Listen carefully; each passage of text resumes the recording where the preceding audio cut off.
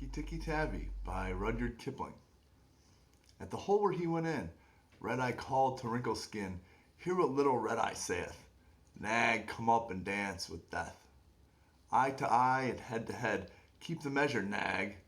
This shall end when one is dead, at thy pleasure, Nag. Turn for turn and twist for twist, run and hide thee, Nag.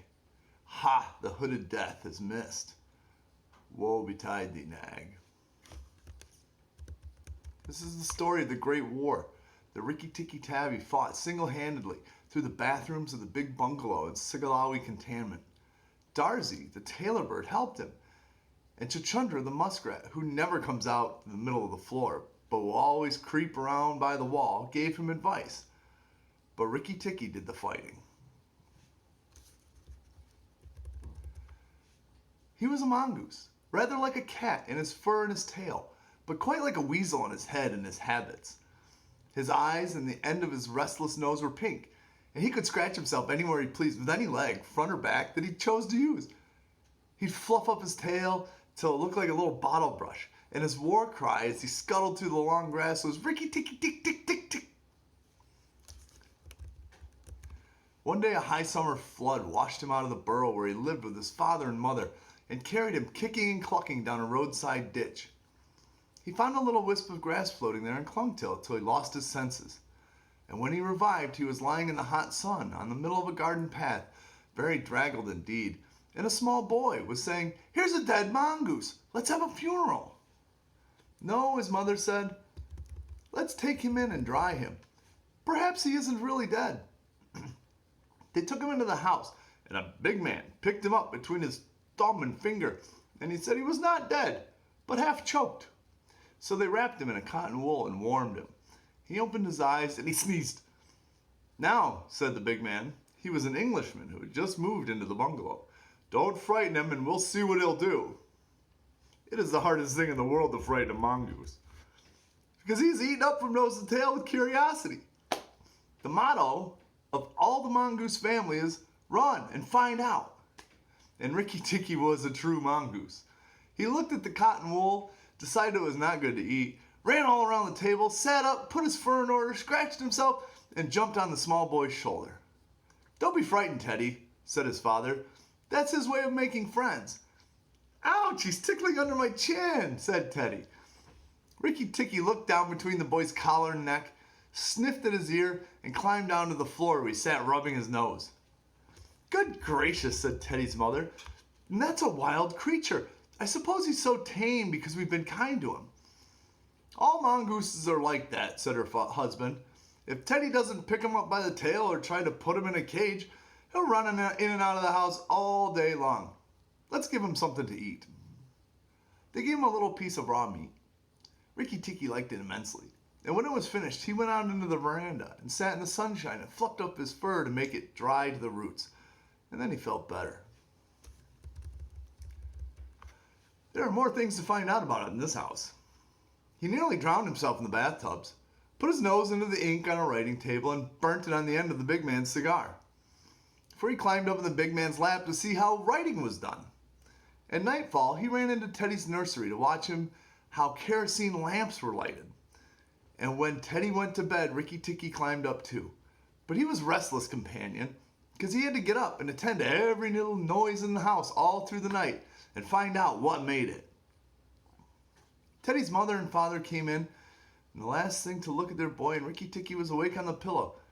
"I don't like that," said Teddy's mother. "He may bite the child." "He'll do no such thing," said the father. "Teddy's safer with that little beast than if he had a bloodhound to watch him. If a snake came into the nursery now..."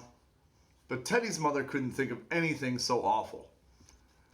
Early in the morning, Rikki Tikki came to early breakfast in the veranda, riding on Teddy's shoulder, and they gave him some banana and some boiled egg. He sat on all their laps one after another, because every well-brought-up mongoose always hopes to be a house mongoose someday and have rooms to run about in.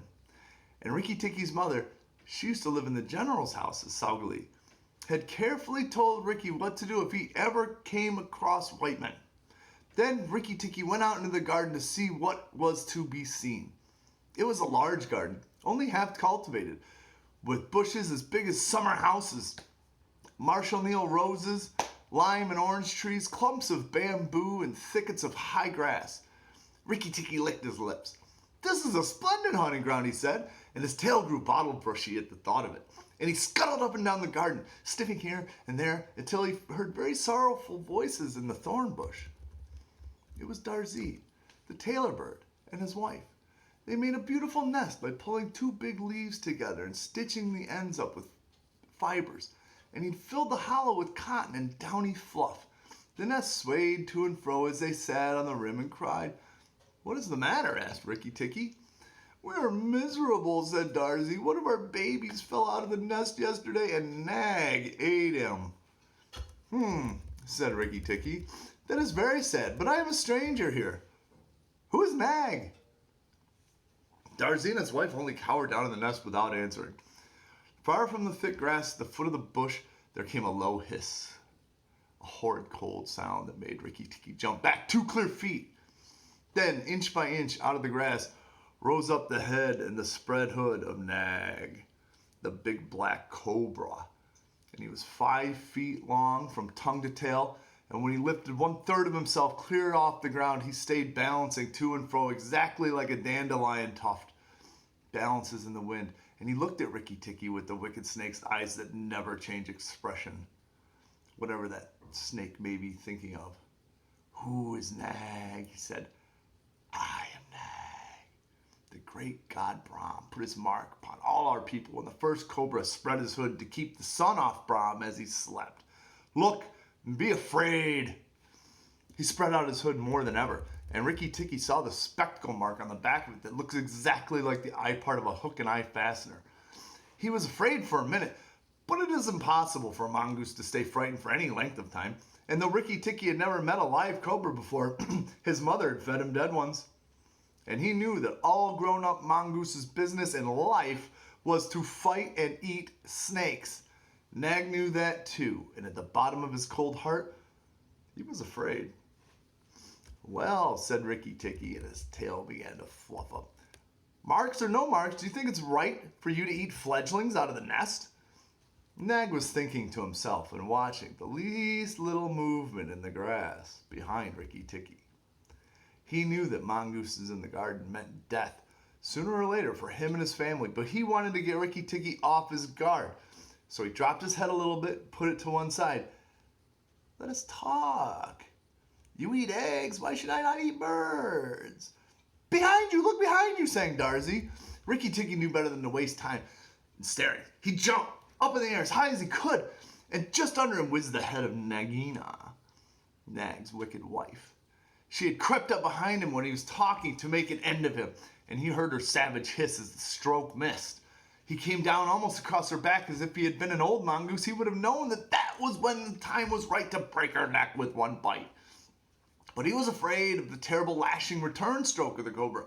He bit indeed, but did not bite long enough, and he jumped clear of the whisking tail, leaving Nagina torn and angry. "Wicked, wicked Darzee," said Nag, lashing up as high as he could reach toward the nest in the thorn bush. But Darzee had built it out of reach of snakes, and it only swayed to and fro. Rikki Tikki felt his eyes growing red and hot. When a mongoose's eyes grow red, he is angry. And he sat back on his tail on hind legs like a little kangaroo and looked all around him and chattered with rage. But Nag and Nagina had disappeared into the grass. When a snake misses its stroke, it never says anything or gives any sign of what it means to do next. Rikki Tikki did not care to follow them, for he did not feel that he could manage 2 snakes at once. So he trotted off the gravel path near the house and sat down to think. It was a serious matter for him.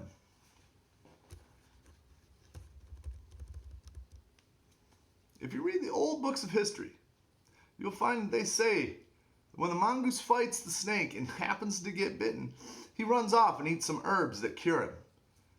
That's not true. The victory is only a matter of quickness of eye and quickness of foot.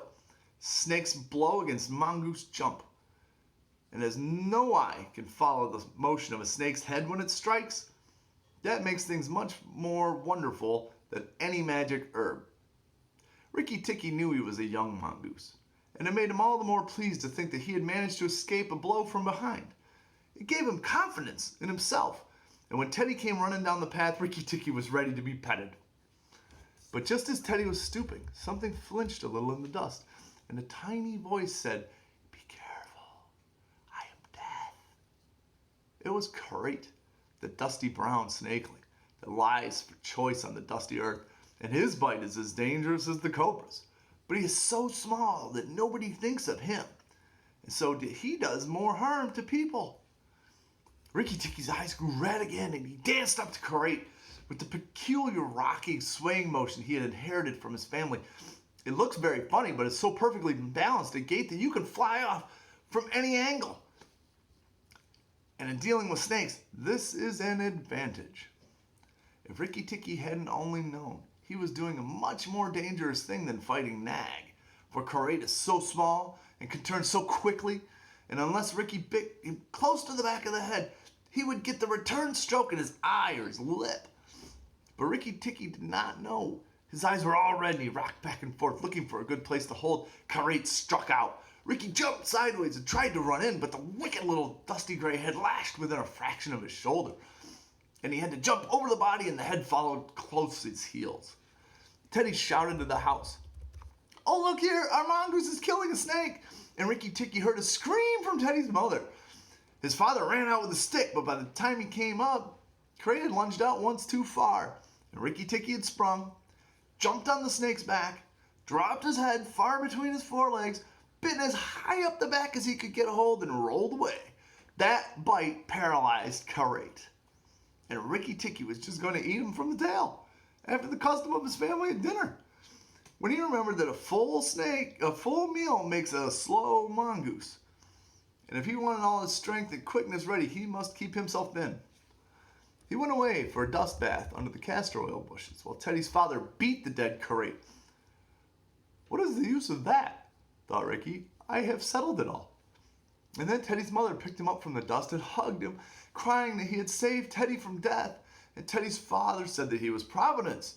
And Teddy looked on with big scared eyes. Rikki Tikki was rather amused at all this fuss, which of course he did not understand. Teddy's mother just might as well petted Teddy for playing in the dirt. Rikki was thoroughly enjoying himself. That night at dinner, walking to and fro among the wine glasses on the table, he could have stuffed himself 3 times over with nice things. But he remembered Nag and Nagina in the garden. And though it was very pleasant to be patted and petted by Teddy's mother and to sit on Teddy's shoulder, his eyes would get red from time to time, and he would go off into his long war cry, "Rikki Tikki Tikki." Teddy carried him off to bed and insisted on Rikki sleeping under his chin. Rikki Tikki was too well bred to bite or scratch, but as soon as Teddy was asleep, he went off for his nightly walk around the house, and in the dark he ran up against Chuchundra, the muskrat, creeping around by the wall. Chuchundra is a broken-hearted little beast. He whimpers and cheeps all night, trying to make up his mind to run out into the middle of the room, but he never gets there. "Don't kill me," said Chuchundra, weeping. "Rikki Tikki, don't kill me." "Do you think a snake killer kills muskrats?" said Rikki scornfully. "Those who kill snakes get killed by snakes," said Chuchundra, more sorrowfully than ever. "And how am I to be sure that Nag won't mistake me for you some dark night?" There's not the least danger," said Rikki Tikki. "But Nag is in the garden, and I know you don't go there." "My cousin Chua, the rat, told me," said Chuchundra, and then he stopped. "Told you what?" "Shh, Nag is everywhere, Rikki Tikki. You should have talked to Chua in the garden." "I didn't, so you must tell me. Quick, Chuchundra, or I'll bite you." Chuchundra sat down and cried till the tears rolled off his whiskers. "I'm a very poor man," he sobbed. "I've never had spirit enough to run out in the middle of the room." "Shh! I mustn't tell you everything. Can't you hear, Rikki Tikki?" Rikki Tikki listened. The house was still as still, but he thought he could just catch the faintest scratch in the world, a noise as faint as that of a wasp walking on a window pane, the dry scratch of a snake's scales on brickwork. "That's Nag. Nagina," he said to himself, "and he's crawling into the bathroom sluice. You're right, Chuchundra. I should have talked to Chua." He stole off to Teddy's bathroom. there was nothing there. And then to Teddy's mother's bathroom. And at the bottom of the smooth plaster wall, there was a brick pulled out to make a sluice for the bath water. And as Rikki stole in by the masonry curb where the bath is put, he heard Nag and Nagina whispering outside together in the moonlight. When the house is empty of people, said Nagina to her husband, he will have to go away. And then the garden will be our own again. Go in quietly. And remember, the big man who killed Karate is the first one to bite. Then come out, tell me, and we will hunt for Rikki Tikki together. But are you sure that there is anything to be gained by killing the people, said Nag. Everything. When there were no people in the bungalow, did we have any mongoose in the garden? So long as the bungalow is empty, we are king and queen of the garden. And remember that as soon as our eggs in the melon bed hatch, as they may tomorrow, our children will need room and quiet. I had not thought of that, said Nag. I will go. But there is no need that we should hunt for Rikki Tikki afterward. I will kill the big man and his wife and the child if I can, and come away quietly. Then the bungalow will be empty and Rikki Tikki will go. Rikki Tikki tingled all over with rage and hatred at this. And then Nag's head came through the sluice, and his 5 feet of cold body followed it. Angry as he was, Rikki Tikki was very frightened, and he saw the size of the big cobra. Nag coiled himself up, raised his head, and looked into the bathroom in the dark, and Rikki could see his eyes glitter. Now, if I kill him here, Nagina will know. If I fight him on the open floor, the odds are in his favor. What am I to do? Said Rikki Tikki Tavi. Nag waved to and fro. Then Rikki Tikki heard him drinking from the biggest water jar that was used to fill the bath. That is good, said the snake. Now when Karate was killed, the big man had a stick. He may have that stick still, but when he comes in to bathe in the morning, he will not have a stick. I shall wait here till he comes, Nagina. Do you hear me? I shall wait here in the cool till daytime. There was no answer from outside, so Rikki Tikki knew that Nagina had gone away. Nag coiled himself down, coil by coil, round the bulge at the bottom of the water jar, and Rikki Tikki stayed still as death. After an hour, he began to move, muscle by muscle, toward the jar. Nag was asleep, and Rikki looked at his big back, wondering which would be the best place for a good hold. If I don't break his back at that first jump, he can still fight. And if he fights, oh, Rikki. He looked at the thickness of the neck below the hood, but that was too much for him, and a bite near the tail would only make Nag savage. It must be the head, he said at last, the head above the hood. And when I am there, I must not let go. Then he jumped. The head was lying a little clear of the water jar, under the curve of it, and as his teeth met, Rikki braced his back against the bulge of the red earthenware to hold down the head. This gave him just 1 second's purchase, and he made the most of it. Then he was battered to and fro as a rat is shaken by a dog, to and fro from the floor, up and down, round in great circles, but his eyes were red, and he held on to his body, cart-whipped over the floor, upsetting the tin dipper, the soap dish, the flesh brush, and banged against the tin side of the tub as he held his closed jaws tighter and tighter, for he made sure he would be banged to death. But for the honor of his family, he preferred to be found with his teeth locked on the cobra. He was dizzy, aching, and felt shaken to pieces when something went off like a thunderclap just behind him. A hot wind knocked him senseless. A red fire singed his fur, and the big man had been awakened by the noise and had fired both barrels of a shotgun into Nag, just behind the hood. Rikki Tikki held on with his eyes shut, for now he was quite sure he was dead. But the head did not move, and the big man picked him up. It's the mongoose again, Alice. That little chap has saved our lives now. Then Teddy's mother came in with a very white face and saw what was left of Nag, and Rikki Tikki dragged himself to Teddy's bedroom and spent the rest of the night shaking himself tenderly to find out whether he really was in fact broken into 40 pieces, as he feared. When morning came, he was very stiff, but pleased with his doings. Now I have Nagina to settle with, and she will be far worse than 5 nags, and there is no knowing when the snake's eggs she spoke of will hatch. Goodness, I must go and see Darzee.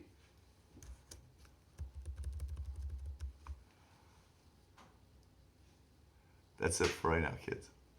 We'll return later.